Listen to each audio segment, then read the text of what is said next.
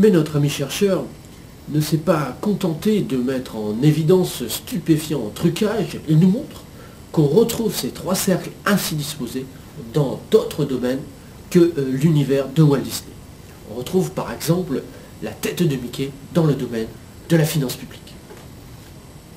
Avec ici, on le voit, trois cercles d'égale dimension. On retrouve également Mickey dans le domaine de la géopolitique, avec ici deux oreilles fort décollées.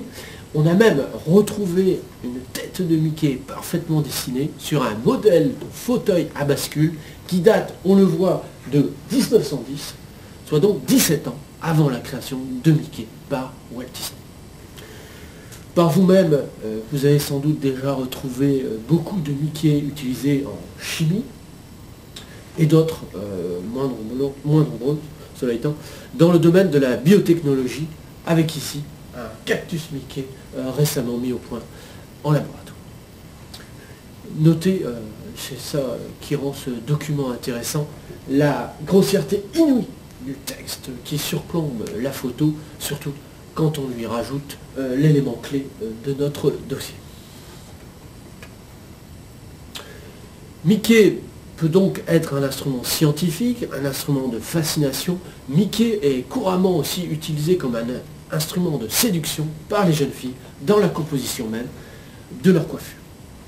Avec ici, somme toute, une coiffure Mickey assez classique. Là, elle est plus moderne. Notez d'ailleurs une sorte de double Mickey en vis-à-vis. Et pour terminer, là, elle est complètement, carrément ultra moderne. Mais notez que cette utilisation abusive de Mickey afin de séduire des populations entières de jeunes gens n'est pas toujours une réussite, comme le prouve le document suivant.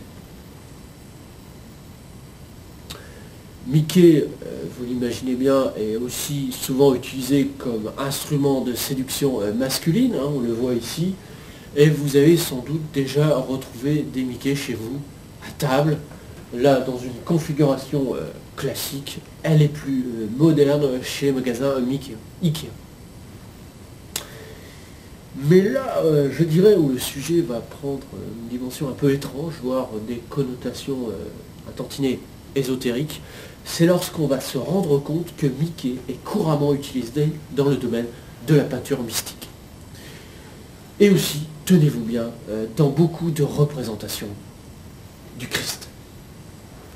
Avec là, par exemple, deux grandes oreilles autour d'une toute petite tête, ici, deux petites oreilles autour d'une grosse tête, et regardez bien le document suivant, il est tout simplement stupéfiant, puisqu'on y voit une superbe tête aux deux oreilles parfaitement dessinées, autour d'un incroyable concept, Jésus Mickey. Et voilà pourquoi ce n'est pas une surprise de retrouver beaucoup de Mickey sur le fronton des églises.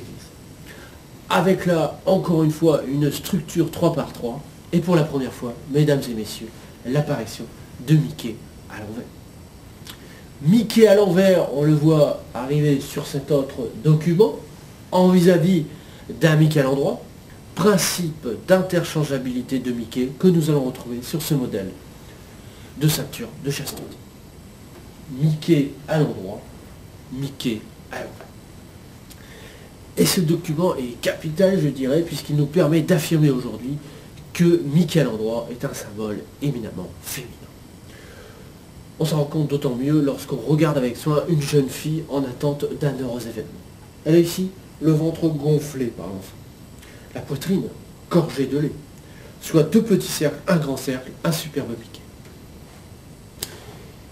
Et je vais plutôt vous inviter à utiliser votre imagination pour voir dans un Mickey à l'envers un symbole là beaucoup plus masculin. Je vous invite à vérifier ces informations de retour chez vous en comparant les anatomies d'éventuels partenaires de sexe opposé. Et pour vous y entraîner, amusons-nous, si vous le voulez bien, à détecter le Mickey qui se cache sur ce sachet de thé. Où on retrouve d'ailleurs l'énigmatique relation qui existe entre le I et le O. Est-ce que vous le voyez? Il s'agit effectivement à droite d'un Mickey qui part en fumée.